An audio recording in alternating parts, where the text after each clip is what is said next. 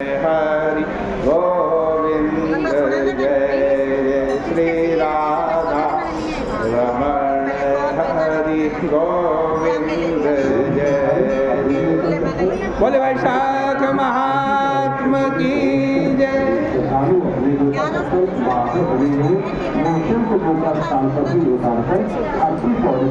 मैथुरुवाच मिथिला देश के राजा जिनका नाम सुतकीर्ति है, वो सुखदेव जी से प्रश्न कर रहे हैं, पूछ रहे हैं कि वैशाख धर्मान खिला निहा मूत्र फल प्रदान भूयोपि श्रुवतश्चासि नाद्यापि मानद।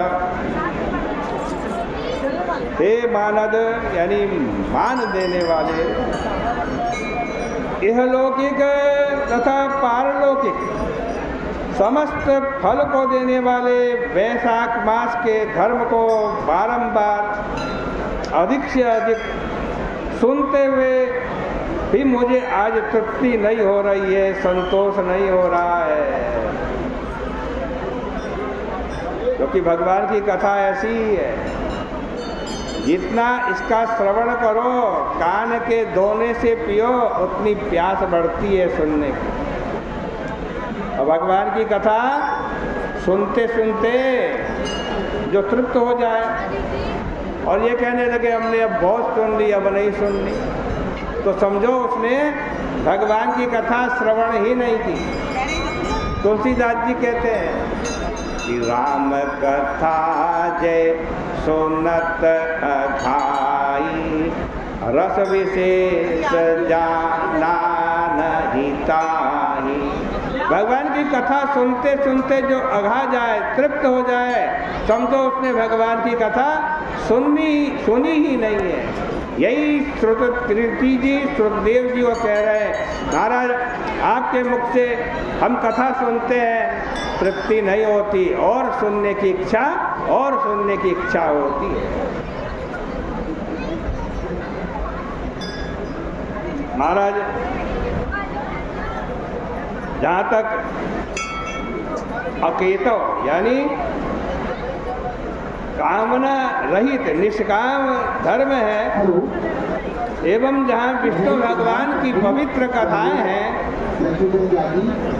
उस शास्त्र को सुनते हुए तृप्ति नहीं होती, क्योंकि वो कानों के लिए रसायन है। भाग्य से मेरे पूर्व जन्म का पुण्य उदय हुआ है, जो कि अतिथि के बहाने आप मेरे घर में आए, आपके मुखारविंद से निकले हुए परमाश्चर्य वचन को, जो अमृत के समान है, उसको पीकर आज तृप्त में पारमेष्ट पद व मोक्ष की भी कामना नहीं करता हूँ। इसलिए भुक्ति और मुक्ति दिलाने वाले तथा भगवान विष्णु को प्रसन्न करने वाले फलाहार करना जय गुरु। आज कहते हैं उन्हीं के विषय, उन्हीं की दिव्य कथाओं, उन्हीं के जो दिव्य धर्म है वैशाख के, उसको मुझसे कहिए। इस प्रकार राजा के द्वारा पूछे जाने पर माँ यशस्वी सुखदेव जी ने प्रसन्न चित्त से कल्याणकारी धर्मों को फिर से कहना प्रारंभ किया। सुखदेव जी ने कहा कि ये राजन सुनो, मैं पापों का विनाश करने वाली वैशाख धर्म विषयक कथा जो मुनियों ने बारंबार उद्घोषित की है, उसको कहता। 40 रुपये दे दो, 10 मुझे। वो कहते हैं कि पंपा नाम की एक नदी है, 10 रुपये सवाल, उसमें महायशस्वी तेजस्वी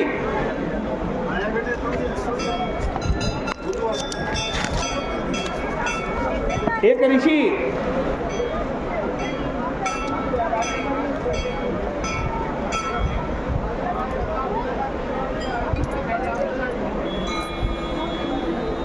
शंख नाम के जो ब्राह्मण हैं, सुबह महाराज जी सभी चढ़ा दी। उसने स्नान किया।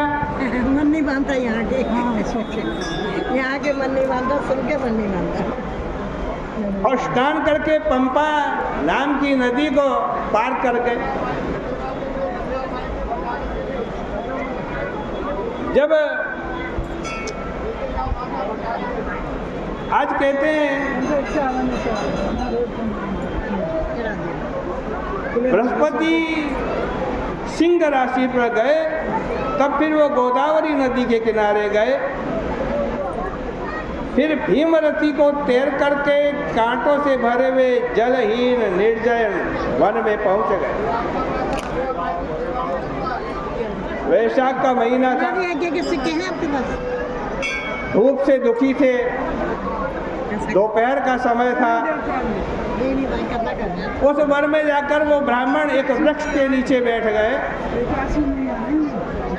उसी समय एक दुष्ट व्याध धनुष बाण लेकर के आया। वो किसी भी प्राणी के ऊपर दया करने वाला नहीं था, दूसरे यमराज के भांति था।